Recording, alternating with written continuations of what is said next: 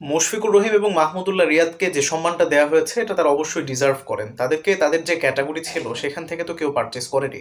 তো অকশনের নিয়ম অনুযায়ী তারপরে তাদেরকে আবার নাম যখন কল করা হবে, নিচের ক্যাটাগরি থেকে কল করা হতো, দাম কমে যেত। বাট সেই সম্মানটা তারা দেখিয়েছে। বিশেষ করে রংপুর রাইডার্সের একজন কথাবার্তা বলেছেন, তিনি বলেছেন একটা রিকোয়েস্ট করতে চাই কমিটিকে, তারা সেটা অ্যাকসেপ্ট করেছে।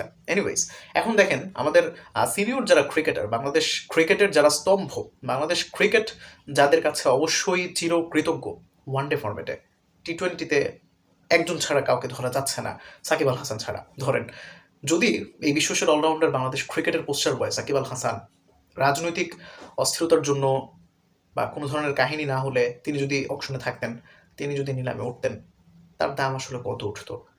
নাইম শেখের মতো একজন প্লেয়ার এই ক্যাটাগরিতে 1,10,00,000 টাকায় দল পাচ্ছেন। লিটন কুমার দাস 70 বা 75, 80 লক্ষর মধ্যে তিনি দল পেয়েছেন রংপুর রাইডার্সে। 70, কোনো কোনো জায়গায় 75 দেখলাম, 70 মেবি 70 লক্ষ টাকায়। সাকিব আল হাসান থাকলে আমার তো মনে হয় মিনিমাম 1.5 কোটি তো হতোই, মানে 1,50,00,000 টাকা তো তিনি পেতেনই, তাই না? না, আপনার কি মনে হয়? আমার তো মনে হয় তিনি আসলে 1.5 কোটি না, তিনি 2-2.5 কোটিও চলে যেতে পারতেন। কারণ বিপিএল এর হিস্ট্রিতে সবচাইতে বেস্ট প্লেয়ার ছিলেন Shakib Al Hasan, including foreign player and আপনি দেশি তো বাদই দেন, তার ধারের কাছে কোনো প্লেয়ার বাংলাদেশের ইতিহাসে আসতে পেরেছে বলে মনে হয় না।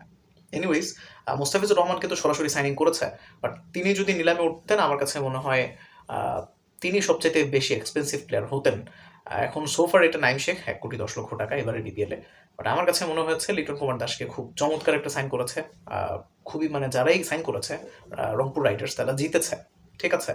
এবং অনেক সোর্সে দেখলাম লিটন কুমার দাস ডিরেক্ট সাইনিংয়ের জন্য 1 কোটি টাকা চেয়েছিলেন, সেই হিসেবে তার একটু লস হয়েছে। ডিরেক্ট সাইন তাকে কেউ করেনি 1 কোটিতে।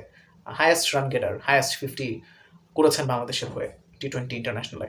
তাও তার দাম একটু কমই হয়েছে, নাকি রংপুর রাইডার্সের ক্লেভার সাইনিং কোনটা আসলে হয়েছে এটা আসলে সময় বলে দিবে।